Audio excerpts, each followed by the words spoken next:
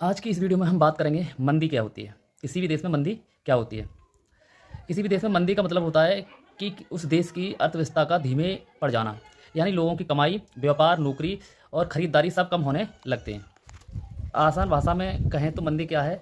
कंपनियों में काम का कम हो जाना, लोगों की नौकरी जाने लगें, यानी लोगों को नौकरी से निकाल दिया जाता है, सामान की बिक्री घट जाती है, फैक्ट्रियों में उत्पादन कम होने लगता है और लोगों के पास खर्च करने के लिए पैसा कम होता है। इसका मतलब होता है कि किसी भी देश में मंदी चल रही है, यानी वो देश मंदी के दौर से गुजर रहा है।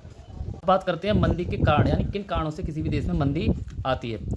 तो युद्ध के कारण मंदी आ सकती है किसी भी देश में, महामारी के कारण, महंगाई के कारण, बेरोजगारी के कारण और वैश्विक आर्थिक संकट जो कि अभी फ़िलहाल पूरी दुनिया में है, और उत्पादन में कमी, सरकारी नीतियों का कमज़ोर हो रहा है। इस कारण से किसी भी देश में आर्थिक मंदी आती है।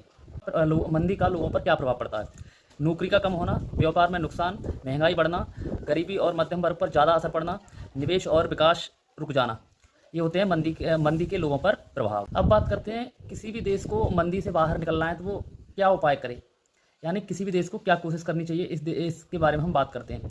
तो सबसे पहले जो देश मंदी के दौर से गुजर रहा है, सबसे पहले उसको आर्थिक सुधार करने चाहिए, सरकारी योजनाएं चलानी चाहिए जिससे लोगों का कल्याण हो, और बैंकिंग सुधार होने चाहिए, और अनेक योजनाएं चलाई, जैसे भारत में मेक इन इंडिया जैसी योजनाएं चलानी चाहिए, और डिजिटल अर्थव्यवस्था को बढ़ावा देना चाहिए।